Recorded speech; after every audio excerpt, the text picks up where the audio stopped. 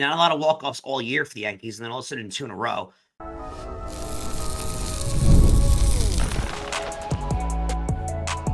You are Locked On Yankees, your daily New York Yankees podcast. Part of the Locked On Podcast Network, your team every day. Welcome to Locked On Yankees, which is part of the Locked On Podcast Network, your team every day. Thank you for making us your first listen every day. I'm one of your hosts, Stacey Gotsoulias. This episode is brought to you by PrizePicks. Go to prizepicks.com/LockedOnMLB and use code all lowercase LockedOnMLB to win $50 instantly when you play $5. With me, as usual, is my co-host, Brian McKeon. Brian, happy Friday. Biggest win of the year? Possibly. Before we get started, don't forget, subscribe to the podcast on whichever podcasting platform you prefer to listen to us on. You can also subscribe to our channel on YouTube, like our videos, hit the bell so you're notified when our videos go live. So coming up on today's show, we'll quickly preview the rest of the weekend against the Red Sox in case you missed the full preview on Thursday's show. It's Fanmail Friday. We're going to answer all your questions. But first, we have to talk about this exciting second walk-off in a row win over the Red Sox. Not a lot of walk-offs all year for the Yankees, and then all of a sudden 2 in a row. Yeah. 1-1 game. Cortez pitched wonderfully. Yankees couldn't hit once again. Still no home runs for Judge, even though he drove one to center field, but it wasn't quite going to get out. And then the walk-off at the end. I mean, to get out of the inning is key. I don't know how Holmes did that. I still don't know. It shows a very huge vote of confidence out of Aaron Boone to put him in the 10th inning there, especially after Holmes gives up the run the night prior. But overall, now you're 2 games up on the Orioles. I can't remember the last time they were up 2 games on the Orioles. Really impressive stuff. Like you can't. We've said it all week, and we're going to keep saying it for the next 2 weeks as the season goes on. You cannot understate wins like this. Right. You can't understate games like this. It's so big. It's so massive, even just from a mental standpoint. If you're on Baltimore, going into tomorrow, knowing you are now 2 games back of the Yankees instead of 1.5, totally different mindset. Now tomorrow's game for Baltimore feels more urgent. You're going to press a little more. You mean today? Sorry, I know, whatever. But we record at night. You guys understand. There's a lot more pressure under Baltimore with that number being a 2 than a 1.5. There just is, and it's a mental thing, and no one can really explain why. But you grip the bat a little tighter, you grip the baseball a little tighter, because when that 2 becomes a 3, becomes a 4, then it starts to become a little more further away from winning that division. So I've said this to you a bunch, and I'm going to continue saying it. If they go into the Baltimore series with a 2-game lead, they will be safe. Yeah. I believe that. So you stay where you're at right now, I think they'll be safe. All right, so quickly, Soto's first walk-off hit for the Yankees, his second of his career, amazingly enough. As you said, Nestor, good outing, 5 innings, 3 hits, 1 earned run, home run from Danny Jansen, because he's annoying.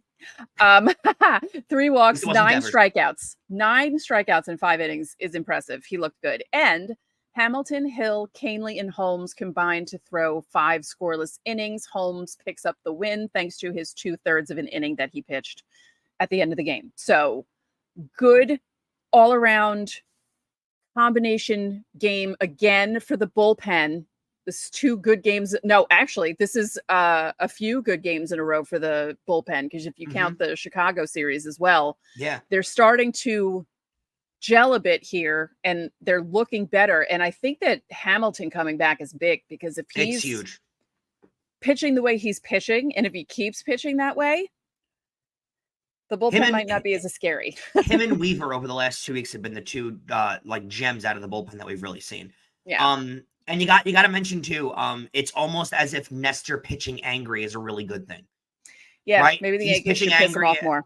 They should piss him off a little more, because he's been really good over his last 2 starts. Really good. Yep. All right. Yay, Yankees. Now it's time for Fanmail Friday. And as usual, our first question comes from insider Betty, tried and true.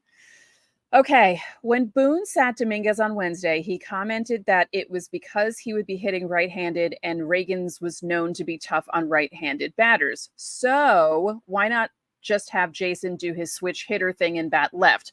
Also, Trevino bats right, but that was okay. I realize Trevino does need some work too, but this whole convoluted rationale is why we can't believe a word coming out of Boone's mouth. Yeah, I agree. I don't think a lot of these decisions, to be honest with you, Betty, are totally Boone's. I think a lot of them are handed down from upper management, and he's basically told what to do. Not that that's right or wrong, but I just think that's what happens. Yeah. And I'd agree with you. It is ridiculous. I thought Dominguez getting sat after 2 games is like, you don't sit here and tell me you're playing him full time and then 2 games in he needs rest. Like, this is absolutely no time for guys to be getting rest. You rest all of the year. You are giving rest days, the random days in May that aggravate us, and the random days in June and July that aggravate us. Those rest days are so you don't need to take them now. So I don't want to hear that Dominguez needs rest. He's 21 years old and he had half the year off with injuries this year. I don't want to hear that he needs rest. So I'd be as ticked as you, Betty, but I weirdly enough, I don't think it's a pure Aaron Boone move. As much as it annoys a traditional baseball fan to hear, I don't think Aaron Boone has a lot of input when it comes to the lineup. I would agree with that. Let's go to David F. He says, Brian and Stacey, thankfully the Yankees have a lot of great playoff memories. I enjoy thinking back to Jim Laritz's big 3-run home run against Mark Wallers. Hail the King. What memories stand out for you guys? Love the show, David. You're going to have a lot more of an extensive list than I do. That's for sure. I mean, my memories. You weren't even alive for that Laritz's home run. No, I wasn't. No. My memories are, honest to God, my best playoff memories are 2017. That playoff run are my best. That's when I was fully an adult. I could go to stands before the game. I can get tickets and go by myself to the games. I could afford tickets to myself for the games. That was when I was at peak baseball fandom, and I'm still am. But that was when that was my favorite run, and that's my most cherished. I went to games with my father who passed away. I went to games with my friends. I made some of the best memories of my life. The Gary Sanchez double, the Aaron Judge double.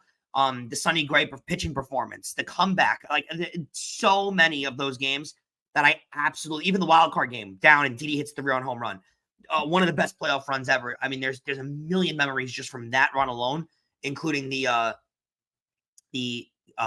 was the year of the Greg Bird home run in the ALDS too, right? So lots of really good memories from those years. Hard to pick one, but I'm sure you've got a litany of a lot more better memories than I do. I have a lot of older memories. Obviously watching them win the World Series in 96, even though I wasn't there, but watching it in a bar up at school with a bunch of people, thinking to myself, I'm finally going to watch them win a World Series and actually appreciate it, because, especially the time that before team. that was 78, which I have vague memories, but I was 4. So it's not the same as 22.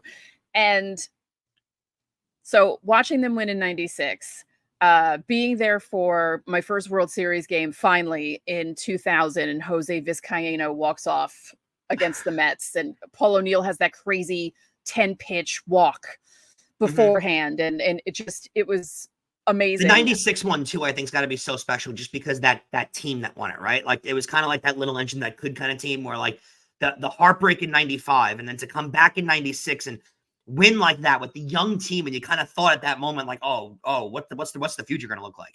And the future looked like the best thing possible, but we didn't know that though. But it had the same vibes 2017 had, in my opinion. I wasn't alive in 96. Yeah, but it had the same vibes that 2017 had. Yep, there were moments like that. Yeah, in that run, especially the way they went down to Atlanta in the first 2 games at home. It was very much like Houston. Being outscored 16-1, and you're just like, what? And the way they won the 3 middle games in Atlanta was just like, holy cow. And especially the Laritz's home run, because they were down 6-0 in that game. Very similar to Houston, right? Because they lost the first 2 games in Houston in the ALCS that year. And then they came back and won the 3 in New York. So, I don't know. I obviously wasn't alive for 96, but that 2017 run, it felt like a team of destiny, at least in my mind. Yeah. But yeah, I have a ton of memories. Going to games, watching games, obviously 2001, all the games I went to were good. Actually, no, I shouldn't say that. Game 2 wasn't good against the A's, because they went down 0-2. But game 5 against the A's was awesome because they clinched the division series. But yeah, there were a lot of good memories for me in the playoffs, at home and in the stadium. But thank you for the question, David. Adam Cole wants to know, who wants to convincingly win the division? Why do the Yankees and Orioles seem allergic to convincingly win the division? Does either team want to hold on to first place in the division and avoid playing a wild card game? Well, the Yankees made a big statement with the walk-off win. I mean, there's no other way about it on a Thursday night, especially with Baltimore chasing you again. Like I said, the mental makeup of going into that series with Baltimore, being up 2 games and being down 2 games or a game. Huge difference. But yeah, I agree with you. It seems like every time the Yankees win, is it that Baltimore wins? When the Yankees lose, Baltimore loses. It's very frustrating. Yeah. Lauren says, are there any game promos you like to try to get, or what else would you want to see as a promo? I don't know. Well, from afar, I didn't get to go to the games, but I liked the basketball jersey. I thought the football jersey was cool. You know, the Soto basketball jersey, the Judge had the football jersey. Who had the hockey jersey? I don't know who had the hockey jersey. They had a hockey jersey? I know there's basketball and football. Yeah, no, there was supposed to be a hockey jersey, wasn't there? I think they were supposed to have all 3 of them. Who was the hockey jersey? Was that Judge too? I don't know. May have been Judge too. I liked that the players were giving them out, though. Yeah, that was fun. That's really cool. I actually like that too. I like that they do that sort of thing at the stadium where they have the players. I would prefer that they bring back a really old-timey promotion. Years ago when they were the Cleveland Indians, actually in 1990, they did 10-cent beer night. And people got very rowdy. Very rowdy. It was a one-night promotional thing, but this is back when Cleveland had the old municipal stadium still open. So you had about 80,000 Cleveland Indians fans at the game buying 20-cent beers. It got rowdy. I would like to see them bring it back. Yeah, no. Well, $10 beers would be a deal these days. Yeah, no, $12 beers would be a deal. I take it. My goodness. I kind of like giveaway shirts and stuff like that. You know, I like the shirts more than the cups because when they do the promotional cup nights, they're always like a cheap plastic. Yeah, it's never like a nice cup or a mug. And or like you could just take one of those home every game you go to if you want a cheap plastic cup. I don't like the bobbleheads because I usually don't bring a bag big enough to carry the bobblehead, and it's so annoying and carrying them around. It's bulky too. It's like square and bulky. It's annoying. Yeah, and people get annoying with the bobbleheads too because people are showing up at the stadium like hours in advance to get one, and it's like, all right, like the last one I went to, I believe, was a Matsui bobblehead. Oh, wow. In like 2012, 13, one of those years. And I didn't think we were going to get it because the line was just snaked. Like we went from the corner of 161st and River past the bleachers and back. And then I was like, we're not going to get one. We actually got one. I was shocked. I was like, oh, okay. And that was the last bobblehead I got. It's a lot. It's a lot. But let us know in the comments, actually, what kind of promo you want to see from the Yankees, because I'm interested, because I know people have wacky ideas out there and I want to know what they are. Yeah. I think that'd be funny. Don't forget, subscribe to the channel, hit the like button on our videos, hit the notifications so you know when our videos go up. If you would like to be part of next week's Fanmail Friday, reply to the pinned comment on our videos Monday through Thursday. Ask us anything.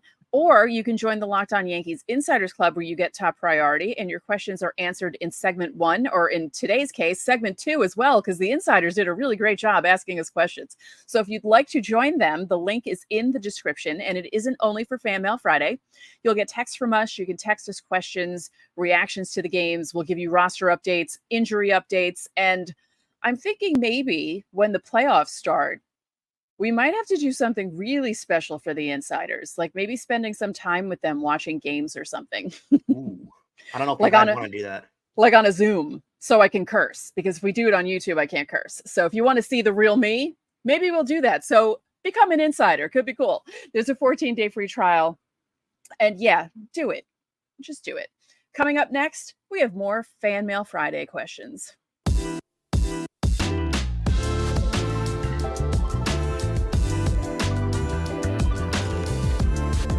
even the most dedicated gym goers struggle with consistency. The commute, waiting for weights, other people's sweat. It makes skipping a workout very tempting.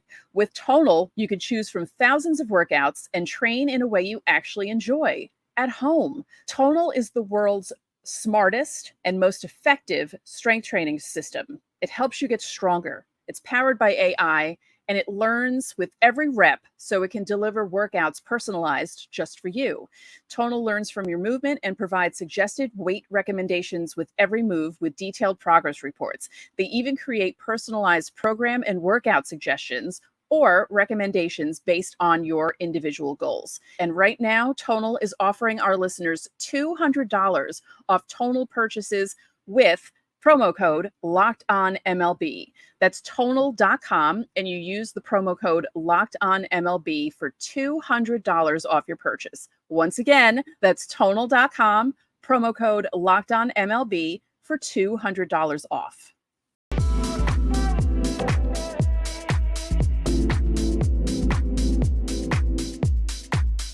Welcome back, and thank you for making Locked On Yankees your first listen today. For your second listen, enjoy the Locked On MLB podcast. Host Paul Sullivan, aka Sully, is here daily to provide national expertise with his trademark humor to help you get ready for the MLB playoffs. Prepare for the Fall Classic with Sully, who has it all covered every single day on Locked On MLB. Available on YouTube or wherever you get your podcasts. Part of the Locked On Podcast Network, your team every day. Don't forget, you can catch every pitch of the Yankees hometown broadcast with SiriusXM. Just download the SXM app and search the word Yankees. All right, welcome back. We continue with our Fanmail Friday questions. We're moving on away from... now we have more insider questions, actually. Insiders went hard this week. We'll start off with Eric S. He says, I hope it's not too late. Do you see Jazz as a future third baseman or Glaber's replacement? Stacey, this one's easy. Glaber's replacement? At either or. Like, he is 100% going to be a part. He is signed into next year, remember. But I think regardless of anything, he is going to be a part of this, a major part of this team's future. Yeah. Yeah. By the way, I hope it's not too late is I gave them a 5 p.m. deadline and he sent it at 7:12. And I know, no, but it's fine. But I noticed it and I said to Eric, I said, it's perfectly fine. I didn't even start doing anything yet. Mm-hmm. You're okay. All right. Coming up next, Aaron L., another insider. Who, if anybody, would you put a qualifying offer on this season? Interesting. Who's up for the qualifying offer? I mean, I'm not giving one to Glaber. I know he's going into his free agent year. Is there a bullpen arm? I mean, Clay Holmes is an impending free agent. I don't know if he's eligible for a qualifying offer. I think he's just eligible for unrestricted free agency. Although I don't even know if I'd extend one to Glaber. I don't know if the Yankees have someone that's eligible. Yeah, so I'm not good on that. Like, I don't. Do you mean another? I don't know if you know. It means another player on another team, but I don't know who's going to be non-tendered. So it's a really impossible question to ask. Aaron, send this question back to us send it like a week or two before Christmas. I'll have a better understanding. I wonder how much the qualifying offer is going to be this year. Probably depending on your position, but probably in the $26-7 million range. That much? It goes up every year. That much? Oh my God. It goes up every year, and Juan Soto's going to sign a deal. So that raises everything. Jack D says, vibe check, all about the vibes. How are you feeling? Good Yankees, bad Yankees? Now, this was before the walk-off, but it was after the Royals walk-off, so it was in between both of them. I mean, peak Yankees right now, they're off 2 straight walk-offs. Feeling really good right now. Overall, indifferent. I don't know how I love them going into the postseason. However, I look at the rest of the American League and I look at the National League and I say, well, who is necessarily they're going to face that I'm going to be scared of? Right. Who can they not beat? No one. So I feel like I'm very indifferent. I feel like they can beat everyone, but they can also lose to everyone. Like, it's the kind of, you know what I mean? Like, it's that kind of thing where creates the best kind of years. Right. Right. Like, there's no team that I'm thinking, oh no. I'm just thinking, it's a strange season. Okay, so this cracked me up. We have insider Ruben who asked, do you think we will see John Birdie as a late inning defensive replacement for Jazz? Also, one of our YouTube viewers, Rakia Channel 9317, asks, should the Yankees bench Glaber in late game situations when the Yankees are leading with a 1-run lead in the postseason and put Birdie as defensive replacement? So I just thought it was funny that both questions were about defensive replacements, one for Jazz, one for Glaber, but they both mentioned John Birdie. Yes, for Glaber, not for Jazz. I think Jazz's bat is too important in the lineup, where if the game gets tied, if it goes further, you can't afford to have him out of the lineup. He's got there's too much of a power element to his game. While he does get a lot of proactive outs, I guess you want to call it, or really good outs, right? He can put the ball in play, put it to the other side of the field. A lot of productive outs is what I was looking for, but he has a lot of productive outs and snap bats, doesn't strike out a lot, puts the ball in play, and also has a power element to his game. That is a huge plus for Jazz Chisholm. So I think you really can't remove him from the lineup for those reasons. Glaber, I think you can. So, and I think Glaber's defense is a lot more susceptible to really, really, really big mistakes. So I think Glaber you can, Jazz you can't. Right. I do love Birdie, though, being the guy that scored both times on the walk-offs, that they have that option because he's very speedy. And him being healthy and being speedy off the bench will help in late game situations that. I mean, no question. That's huge in the postseason, especially just because it gets the other team thinking about other stuff, right? Your mind is on the guy on the base path. So it's a massive plus in the postseason. Finja 51. Do you think if the bullpen can continue the quality we've seen recently? I don't think they've allowed a run in the last 4 games as of Tuesday. Can you make a serious run for the World Series? Not to get excited too soon. P.S. I was in Wrigley on Saturday's great game. Well, Wrigley is awesome. I'm really happy for you. I hope that you got a drink at the Cubby Bear either before or after the game because it's one of the best bars ever. It's a really tough question, though. There are days when the bullpen looks really good, and I really have confidence. And then there are days where I look at the bullpen and I struggle to have confidence in them. In the last week, though, they've looked good more often than they've looked bad. Agreed, honestly. but bullpens are very finicky, right? So I don't know which one to believe. And they really, I mean, Weaver's been awesome, but do they really have a closer right now? No, it's closer by committee. So exactly, and I don't love that going into the postseason. Yeah, I don't. I do think you're going to see a little bit of a different bullpen, honestly, going into the postseason. Though I do. I think they're going to have to try things and tweak things a little bit. I kind of like the closer by committee because if you have a closer, like if you don't have a closer who's like Mariano Rivera or like even like Kenley Jansen or someone who's like a bona fide closer who can really get people out, if you have a number of guys who you think can close and in like a 5-game series or a 7-game series, you throw like 3 different guys at the opposing team. Listen, there is a point to what Stacey's saying because even the best closers of all time have the yips in postseason. I mean, Mariano had it but I mean, the one I think of more recently that always gets the yips, but also is a really unbelievable closer is Kimbrel. Craig Kimbrel is on so many. He makes the rounds through playoff teams. Is always closing big games, and sometimes he comes in and he's electric. And in other games, he's blown it all the time. So it is a finicky thing. You could be paying $18 million a year for a closer, and he could be blowing playoff games left and right. So it's not a guarantee. It's not all the time. I do think I have more confidence that they have an everyday closer though. I do, but they don't. Not that's having the problem. Not having that role figure. Well, and that takes us back to July. Mason Miller was available. That's where I get bothered. A guy who throws 102 consistently was available, and you decided we're good. Yeah. I mean, I kind of was hoping if they couldn't get Mason Miller, they could get Urseg, who's with the Royals now, because he's really good too. But I mean, tell me right now, after the last couple of Minors Mondays we've done, and I know Yankee fans don't want to get rid of him. At this point in the season, with the way the AL standings went, with how the Yankees are playing, and where they are in the standings, tell me you wouldn't have been okay right now, in right now's moment, giving up Spencer Jones in a package for Mason Miller.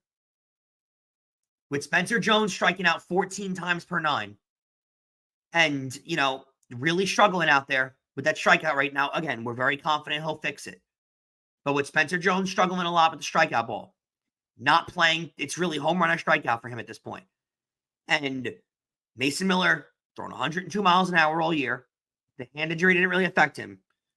And you added all those things with where they are in the standings. Stacey, kind of hard for me right now to not be a little annoyed they didn't make that trade. Yeah. I don't know how you feel, but yeah, it's annoying, but I don't know.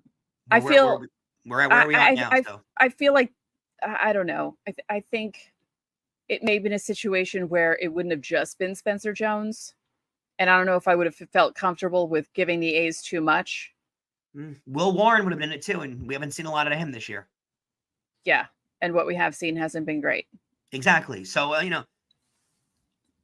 listen, if Mason Miller was the missing piece to a World Series, you'd give up anything. Yeah. So we'll see. We'll see what the closer role looks like going into the postseason. That's really what's going to be what's going to answer this question. Yep. All right, coming up next, we have one more Fanmail Friday question. It's not as long as usual.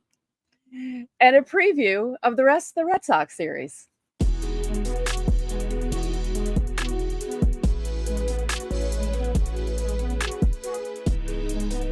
PrizePicks is America's #1 daily fantasy sports app with over 5 million active members.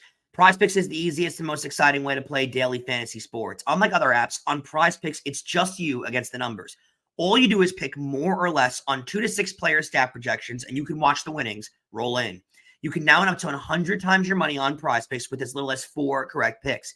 Want to play PrizePicks alongside Drewski, Joe Budden, and MMA champ Sugar Sean O'Malley? You can now find community plays. They're under the promos tab in the app, and to view entries from some of the biggest names in the PrizePicks community each week. NFL Sundays are now rolling out every single week. There's a Thursday night, a Monday night, Saturday night, college football.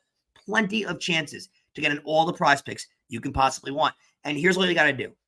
You download the PrizePicks app today and use code one word LOCKEDONMLB. You get $50 instantly when you play $5. That's code one word LOCKEDONMLB on PrizePicks to get $50 instantly when you play $5. You don't even need to win to receive the $50 bonus. It's just guaranteed. PrizePicks, run your game. And Locked On Yankees is also brought to you by FanDuel. You've heard us talk a lot about FanDuel. It's America's #1 sports book. Well, we have something a little different for you. Now through September 22nd, all FanDuel customers can bet $5 and get a 3-week free trial of NFL Sunday Ticket from YouTube and YouTube TV. Then with a YouTube TV base plan, you'll be able to watch every regular season Sunday afternoon out-of-market game. All you need to do is have a Google account and a current form of payment, and you can cancel anytime you want. And if that's not enough, be sure to check out FanDuel's Profit Boost, which is in the app, and use it for FanDuel's double your winnings for all of Sunday, 9/15. Pre-game moneyline bets. Profit Boost will be starting Thursday, 9/12. View your account page now to learn more about your boost. You can bet anything you want NFL season-wise. There's still some futures that are still open there. Super Bowl futures will be open all year, but weekly spreads, it's all available. Teasers, whatever you want to do on FanDuel. All you have to do is visit FanDuel.com/America all you have to do is visit FanDuel.com to download America's #1 sportsbook.